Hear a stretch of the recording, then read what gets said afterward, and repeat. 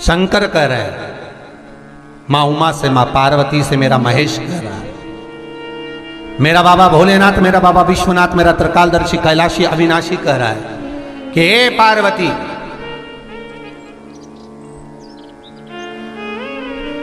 एक बीला, एक बेल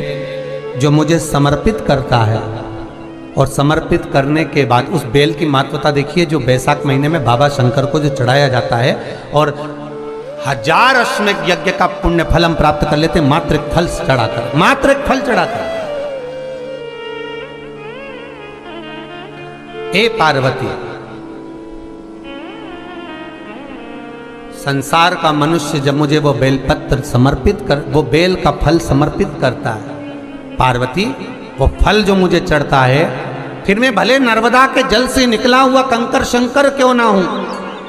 फिर चाहे मैं गंगा के जल से निकला हुआ कंकर शंकर क्यों ना हूं, चाहे फिर मैं यमुना के जल से निकला हुआ कंकर शंकर क्यों ना हूं, चाहे मैं सरयू के जल से निकला हुआ कंकर शंकर क्यों ना हूं, चाहे मंदाकिनी के जल से निकला हुआ कंकर शंकर क्यों ना हूं, ए पार्वती, फिर जो भी शिवलिंग पर वो बेल समर्पित होता है, वो बेल उठाकर जीव अपने कार्य में ले सकता है। ये माँ उमा से कह रहा है। तो उस बेल की महत्वता जानेंगे। अब अपन उस बेल को जानने के लिए वापिस स्कंद पुराण में चले, तो स्कंद पुराण में लिखा हुआ है कि जो बेल बैसाख के महीने में शंकर को चढ़ाया जाता है, वो बेल का फल उठाकर रख लिया जाता है। बैसाख के महीने में उस चढ़े हुए, बाकी का आपको बेल का फल खाना हो तो बात दूसरी, पर चढ़ा हुआ जो बेल का फल है वो पूरा बैसाख नहीं खाना। बैसाख के बाद में अगला जो महीना आए, उस महीने के अंदर उस फल के अंदर का गुर्दा निकालकर उसको सुखा लीजिए, और सुखाकर जिस व्यक्ति को पथरी की बीमारी हो और जिस व्यक्ति को पेट में बहुत भोजन पचता ही नहीं है,